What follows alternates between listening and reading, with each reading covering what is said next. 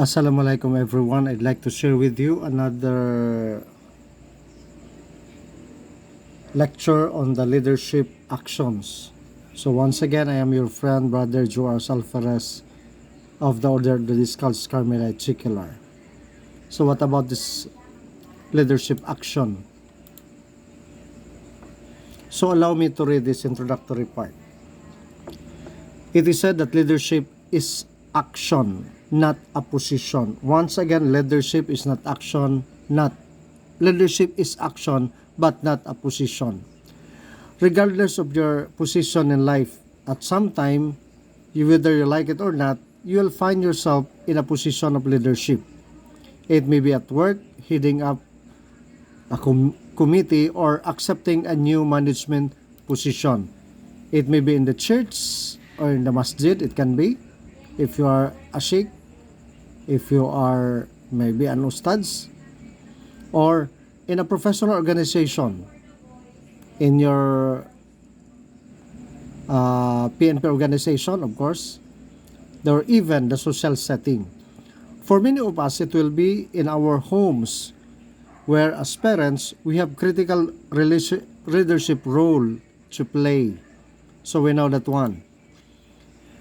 As the quote says, leadership is not about position, or for that matter, a title.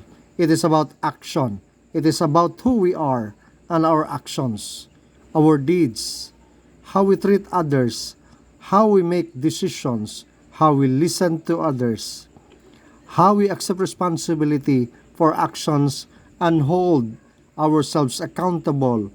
This is who we really are as leader, especially the accountability in listening others and how we treat others. Okay? So that's more on leadership. It's not really a position, but an action. So as leaders, we must realize that and hold ourselves accountable. This is who we really are. As leaders, we must realize that every action is a reflection of our character, our integrity, our ability to be noble, caring human beings. So take note of this, my dear officers, the accountability of that action as leader. That's who we really are. Kaya nga sinasabi, our action is the reflection of our character. Kung pangit yung ating mga action, problema yon. Okay?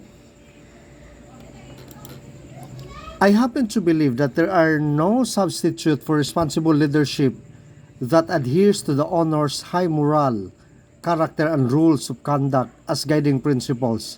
In recent years, we have seen a sort of train wrecks that can occur when CEOs and the people in leadership positions compromise their integrity, manipulating performance figures and earnings to try to improve stock performance. Their inept and corrupt form of leadership led to not only to the failure of their companies but also the pathetic state of mistrust. Their selfishness and greed led the general distrust, especially in that American business leaders where this lesson was taken, or the topic or the references was taken. Maybe Warren Buffett said it in his book Leaders, the strategies for taking charge, when he said, managers do things right while leaders do the right things. Once again, managers do things right, leaders do the right things or right thing. And I think you have also a subject about managers versus leaders. Okay? So maganda itong sinasabi ni Warren. Managers do things right, leaders do the right thing. Thus, if leadership is truly action, it is important that it may be the right action. Right action. In reality, we have a leadership role to play. In this day and age, each of us must make a conscious choice as how we are going to lead our lives, especially you, my dear police officers. How are we going to live? What choices will we make? How will we treat others and will seek to help those less fortunate than us? So it's up to us as leader. You see, leading a life and just living one are two different things. This coming week, take note of this, this coming week, think of yourself as leader. Or after we are all leaders, you are all leaders, but after your study, okay, think yourself as a leader.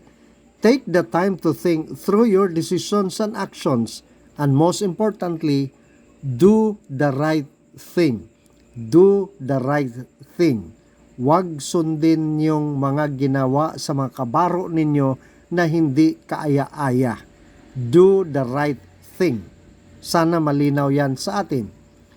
Harold Budd, the Booton, is a husband, father, and a former college athlete, coach, and senior executive who currently resides in Greenwood, Indiana, a sub-suburb in Indianapolis. His opinions and comments have appeared in the pages of Fortune Magazine, Incorporated, Magazine, Sales and Marketing Management, and in Ethics Magazine. Published by the Institute of Business, Technology, and Ethics, he authored The Dad's Last Letter, a fictional novel that doubles as a book about leadership principles. In the end, it is the book about fatherly love, hope, leadership, principles, and Christian faith. So nagkataon lang siguro na itong author na ito ay isang Kristiyano. For the past 5 years, my daughter Leslie has worked in schools, serving first as classroom teacher and then as instructional coach. Each year I experienced the first day through her eyes. This year she has made a big change. She is in a new school system and will work out of the district office. Her role still involves coaching teachers, but teachers at very grade level and for every subject. I can see already how she's growing, a big challenge in her new role. She recently told me about the conversation she had with her new supervisor, Lisa. At the end of the new teacher orientation, Lisa asked Leslie how it went. Leslie responded it was very good. When she didn't expect what came next, Lisa asked her what made it good. Leslie admitted not being prepared for the questions for her need to be thoughtful and deliberate with her answer.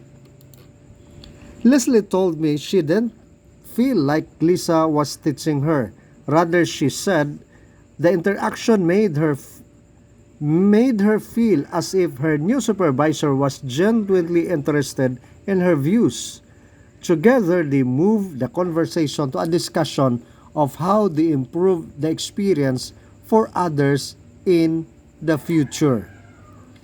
Leslie has since commented on how much time she spent with her new supervisor, having spent the last several years in a school where the principal and had supervision responsibilities for her as well as all the other teachers, students, and the community. She was unaccustomed to having so much time with her supervisor who could give her feedback and help her to grow. I asked her for example of what her supervisor was doing to help her feel like she was working in a place that valued professional learning and was supported of her development. My conversation with Leslie and with her supervisor Lisa about what she does to ensure her staff members are the best they can led to this 7 key relationship action or leadership action. Take note, the 7 key leadership action for supervisors. Consider some of these actions contribute to a culture of learning and continuous improvement in your school, district, or in this organization. And this sharing is not only for the school, for Leslie and her supervisor, but also for us leaders, especially the 7 key leadership actions. So these are the 7 leadership actions to support staff members. So take note, police officers, these 7 leadership actions that support the staff members. You are all leaders, so take note. Number 1, schedule time for regular conversation. Focus on the individual's goal, successes, and struggles. Kayo, mga leader naman kayo, in your police station, may time ba kayo na mag-schedule sa pag-uusap which focus on the individual success or struggle? Bata, kumusta ka na bata? Mayroon bang ganon? Kumusta ang buhay police, especially the new ones, the young ones? Happy ka ba? So that's one good thing na mag-usap, kausapin, like what Leslie and her supervisor Lisa na nag-uusap. Then setting aside times sends the message that you are truly interested to others' work and knowing how you can be most supportive of their success. Lalo na kayo, mga senior officers. Tama ba?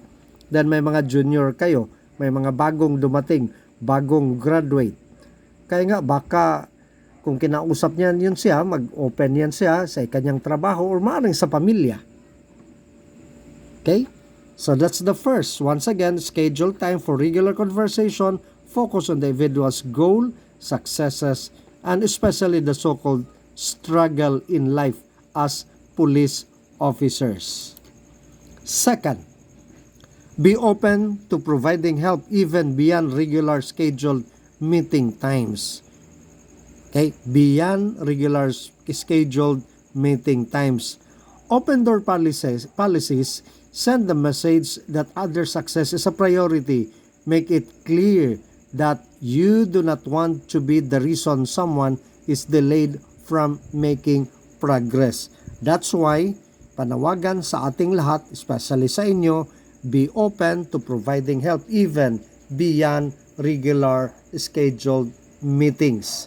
Especially yung inyong mga constituent, mga katauhan, o inyong mga kauban, especially mga bagong graduate. Third,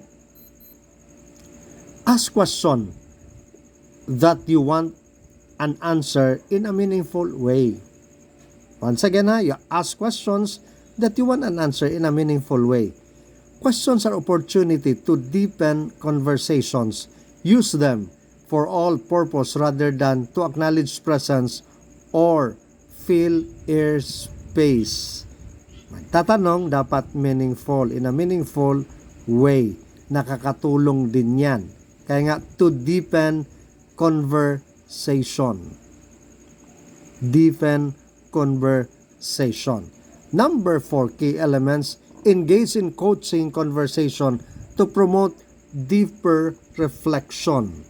Surfacing the assumptions helps you to know if everyone is on the same page or where work and support may be required. Once again, especially your young ones, engage in coaching conversations to promote deeper reflection. Okay? Fifth, begin its interaction with an expectation to learn something. And I think this is self-explanatory. Begin an interaction with an expectation to learn something. Never assume you know how someone will respond to something. Halimbawa, pa mga insidente related to your work.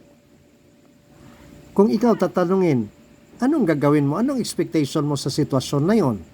Then yun, it will lead to interaction, expectation, conversation. Okay? Then you learn something about that interaction.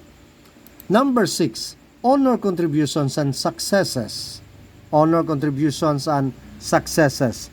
Take time to recognize people for taking risks, contributing to a project, and for something, achieving results. A big part of commitment is acknowledge that your work matters. Okay, ulitin ko ha. honor conversation and successes. Meron bang ganyan? I think mayroon din sa inyo. If you have a good performance, may mga merit kayo. Kaya nga, you have to honor that one. Kaya yung iba sa mga kumpanya, magyaw-yaw man yan. Ang dami-dami ko nang ginawa, pero ganito, wala namang nagpapahalaga sa ginawa ko. May mga ganon. Okay? Pero in your hanay, I think, binibigyan din kayo ng honor, especially to your contributions and successes.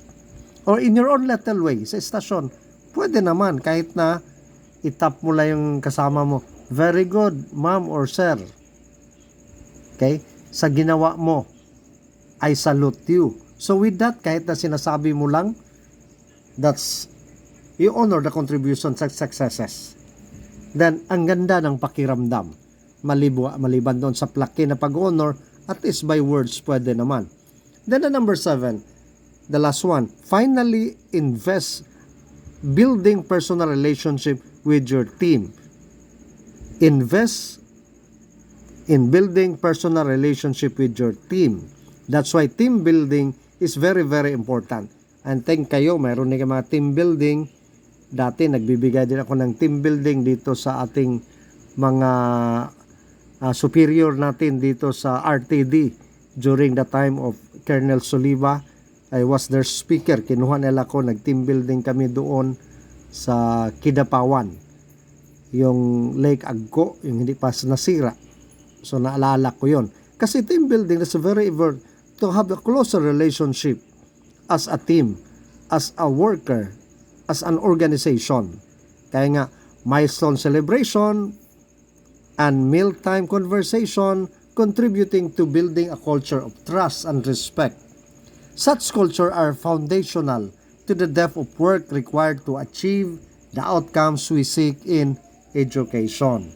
So maganda din yun. Kain-kain, bodol-bodol fight na kain, ligo-ligo as a team. Kasi yun yung building personal relationship with your teammates, with your group, with your workmates, with your kabaro.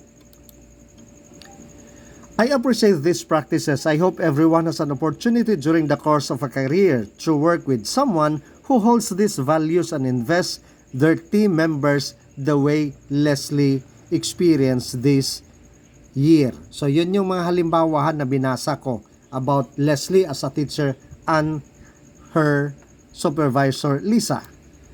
That's why na-come up yung 7 elements. So here you see the Venn diagram, the action-centered leadership. So that Venn diagram, achieve the task, build the team, develop individual.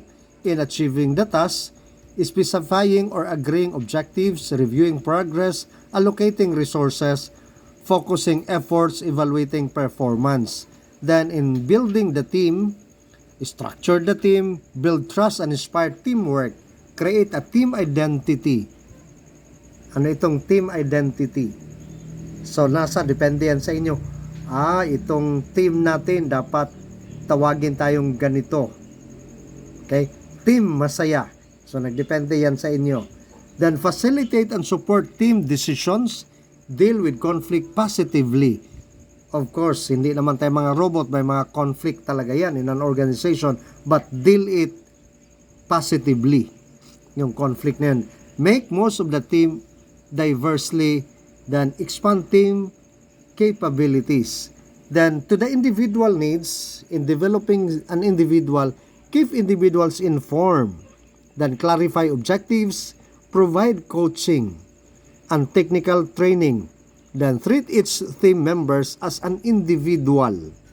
Then acknowledge differences. Encourage individual to contribute fully. That's why yung sabi ko in the previous topic na mas maganda kapag maganda yung pakikitungo mo sa iyong kabaro, especially the new ones. Kasi doon mo makikita pag na-build na yung inyong team, ang kanilang mga talents, mga skills, at pwede mong magamit yon to make easier sa trabaho ninyo as an organization. So this action-centered leadership was authored by John Adair. Then what about this building a team? This is a habit of creative cooperation or teamwork. These two people creatively cooperating will be able to produce far better results than other one could alone. Synergy. Let us discover jointly things that we are much less likely to discover by ourselves. That's why the word synergy, alam natin, energy. Energy, the capacity to do work. Yan sa science and syn, ibig sabihin, together we work. Okay, syn. Yan, together, lahat, marami na nagtatrabaho tayo. Okay? Then valuing the differences, the mental, emotional, and physiological differences between people is the essence of synergy. The key of valuing those differences is to realize that all people see the world not as it is, but as they are. See the world not as it is, but as they are. Na maganda pala ang mundo.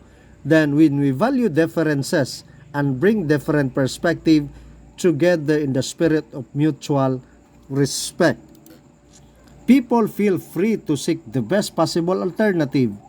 Often the third alternative one. The third alternative one that is substantially better than other of the original proposals. Finding the third alternative is not a compromise. It represents a win-win solutions for both parties. Especially sa atin. In the BARM, tri-people tayo. Tama ba? The Christians or the Settlers, the Moro, and the IPs. So, in order to have a win-win situation, look for an alternative. Huwag ipilit kung para lang sa isang grupo. But to have, sabi nga, that third alternative, which is better than the original proposal. And that's the win-win solution, okay, of both parties. Kaya mas maganda kung may mga ganon, mga project proposal, mga trabaho ninyo, o kahit anong mga gawain, your performance, ito dapat ang titingnan. What about achieving the task? The task is the need to accomplish the common task or solve the problem. This is what the group is talking about and is usually seen in terms of things rather than people. Once again, this is what the group is talking about and it is usually seen in terms of things rather than people. Kasi this is task, trabaho. Okay? What about the team? Need to develop and maintain good working relationship among the team members. This is primarily about people and how they relate to each other. Siguro in our GC, I'll also send a video clip about teamwork. Okay? For further learning. Then what about the individual? The need to fulfill their own individual needs such as food, shelter, security, respect, and alignment with values and plus commitment. Individual needs should be met along with the group and task needs. So that's more on the individual. When working to achieve the task, the following 12 areas focus will create the necessary analysis and clarity to improve the way the team operates. So later, there are 12 areas focus about the creativity, the analysis to clarify and improve the way how the team operates, ensuring that the team accomplishes the task within the quality, quantity, and time frame as well as the resources. So the first, so once again, the areas, 12 areas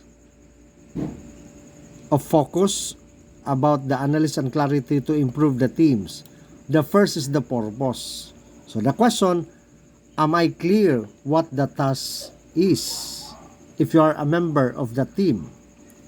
Responsibilities, am I clear what mine are. Anong responsible, anong contribution, anong trabaho ko. Then the objective, the question is, have I agreed this with my manager or with your superior, the person accountable for the team? So if you have the leader, team leader, you have the objective. Okay ba ito? Sumasang-ayon ba itong objective na gagawin mo? Then the process, the question is, have I worked one out to reach that objective? Then the working conditions, are these right for the job? Especially the working conditions, especially in your hanay. Tama ba itong ginagawa ko? Ginagawa ninyo? Inutos ng superior ko? Brother, pag hindi tama, anong gagawin? Pwede bang suwayin? Pero mayroon man kayong sinasabi, obey before you complain. Kuha? Ayun ang problema. Then the resources, are these adequate? Maybe the authority, money or materials, especially of seminars, you have training.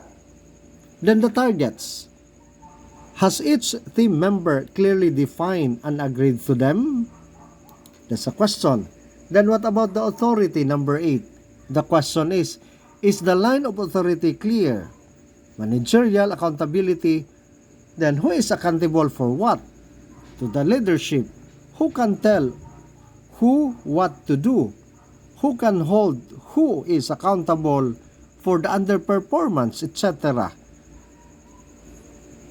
Meron kaming as teachers, as professor, meron kaming tinatawag din evaluation, personal evaluation, peer evaluation, evaluation sa mga superiors. Okay, so yung accountable, of course, that's part of the organization. Then the training, are there any gaps in the specialist skills and abilities of individuals in a team required for the task? That's why kayong leader, para wala pabor-pabor, kung ang training pwede naman sa lahat, dapat walang pabor-bahor, angay-angay, bahin-bahin lang. Hindi na yung kagaya sa amin, sige lang palaging pinapadala sa training, paano na lang yung iba? Okay? So that's the point there. Especially itong specialist skills. Pero kung wala kang skills doon, huwag ka na ding mangarap. Pero pag makaya mo, pero kung ikaw superior, dapat tinitingnan mo rin na ang training hindi lang para sa isa, kundi para sa mga kasamahan mo. Okay, bahin-bahin ba? Kung sa Cebuano pa. Then the priorities. Have I planned the time? What is the shortest time frame? Have we set a clear list of a required completion time? So that's priorities. Then, sa progress, do I check this regularly or evaluate? If so, to whom and what is the method? And I think itong sa progress, may mga kanya-kanya evaluation din yan. Okay? Then the supervision, in case of the absence, who covers the work? That's the question. Usually, magpapaalam ka man, then may mga alternatives sa mga boss. Or minsan, nag-uusap, ikaw muna mag-duty ngayon ha, kasi may emergency. So, dapat magpaalam lang. Okay? Kasi pag hindi ka nagpaalam, kaubo ka din. Then, in developing the individual, our lives are defined by our choices. But often, the choices we make don't appear at the time to be important crossroads that they later turn out to have been.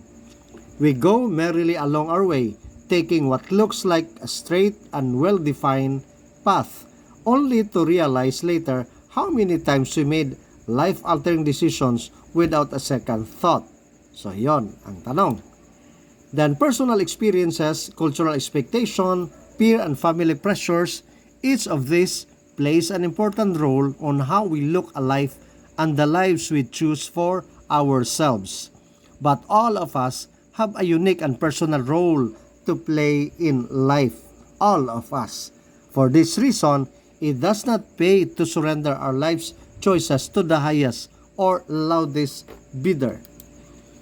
Reclaiming your uniqueness and your individuality can be a daunting but a powerfully rewarding process.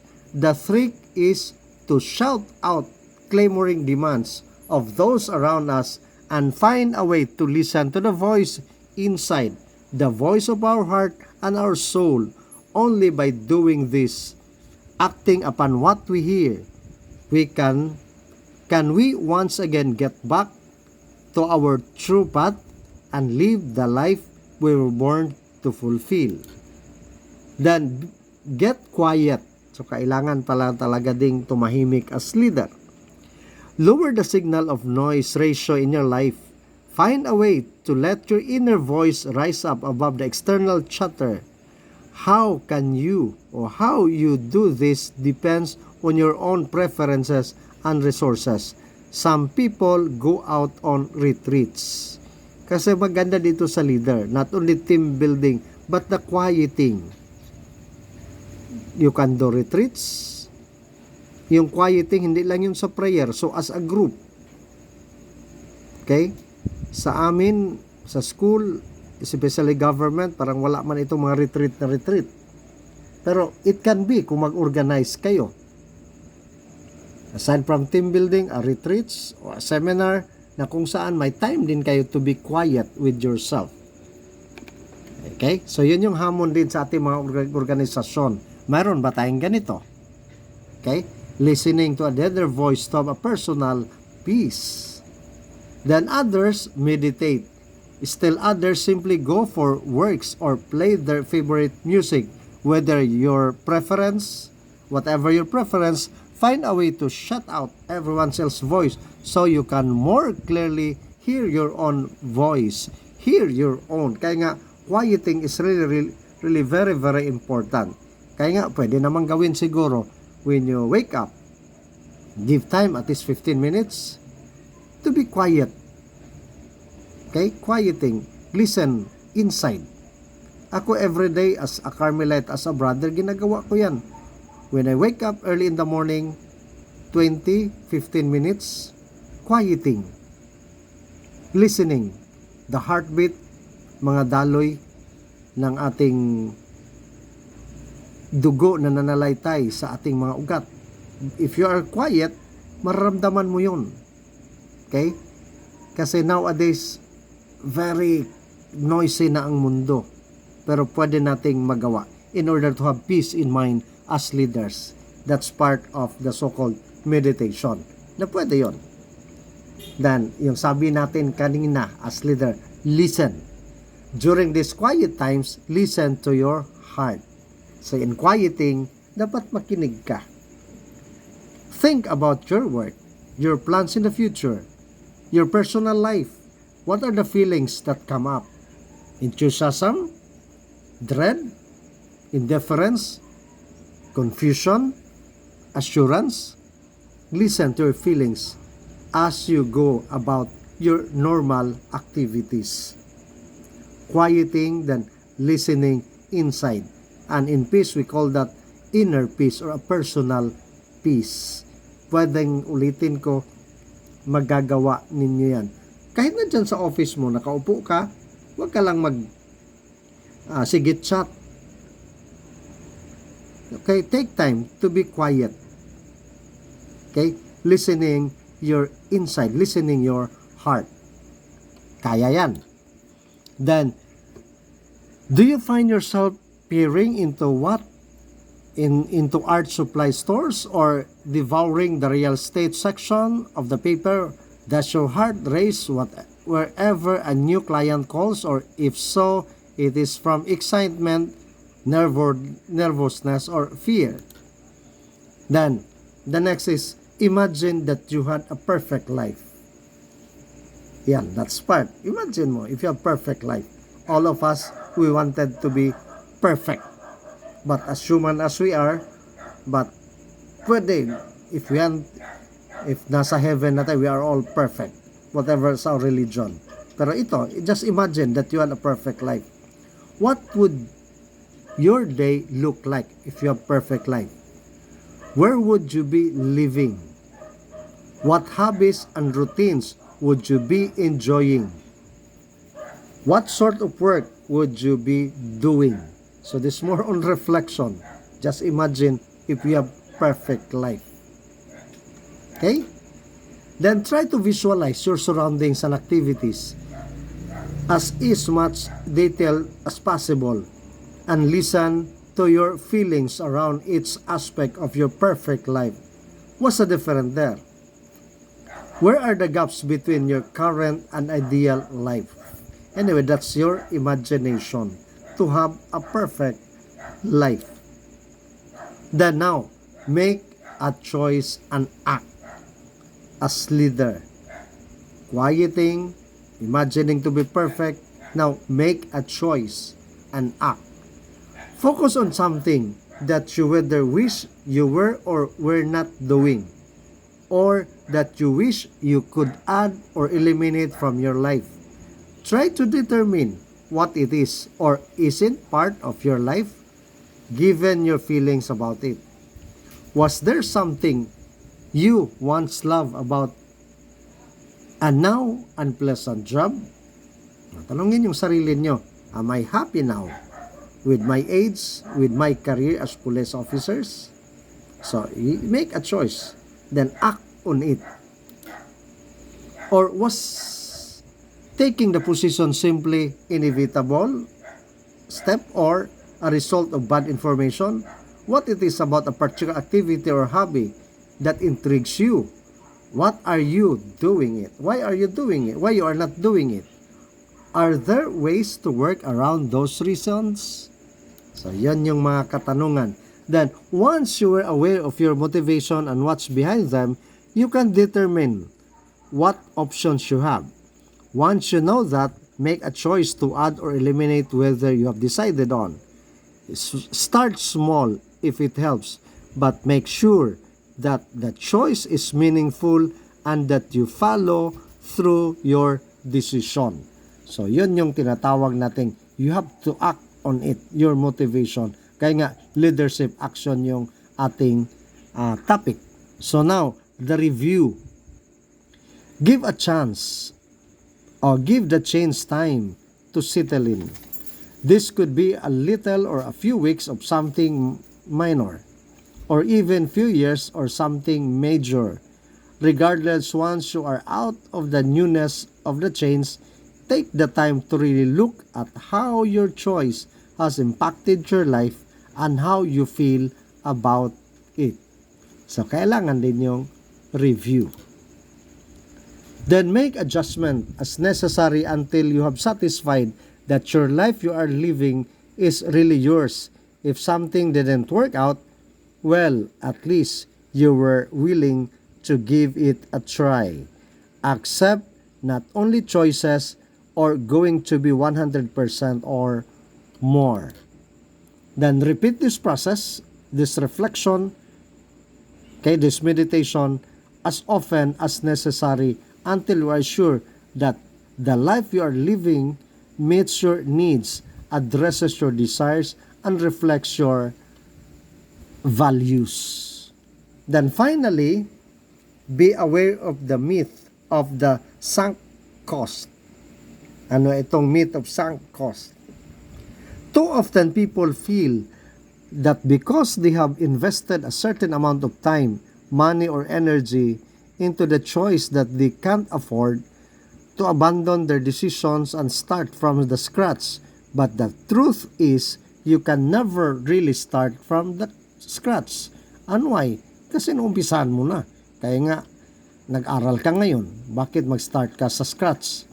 No matter how far afield your choices go, you can't unlearn or unexperience what you have been through. Your network, your training, your education, your experiences can all benefit you as much as in your new life as they did in your old. If something is not working out, no matter how much you have invested in it, it's always better to let go and try something new. Going to the right decisions or right directions, even from the dead stop, is still always better than making good time while going to a wrong way. And with that, my dear police officers, thank you for listening.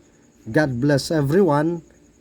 Pero for your assignment on this topic, simply submit a reflection reflection paper, mga 3 paragraph about leadership action, especially the last part of this topic, quieting, give time to quieting, give time to meditate, etc., etc. Then ask yourself as leader, nasaan na ako ngayon? Anong action na ginawa ko as leader? So yun yung tanong ha, simple lang. A reflection paper about leadership actions as leader. Pwede pa rin grupo-grupo, mag-share kayo. Kaya nga, presidente, depende, tag-5 lang siguro. Then mag-share kayo, isa yung taga-sulat. Ano yung mga leadership action na natutunan ninyo, especially in this topic. And once again, God bless everyone, my dear police officers. Dalaygon ang Diyos. This is your friend, Brother JoArs Alferez.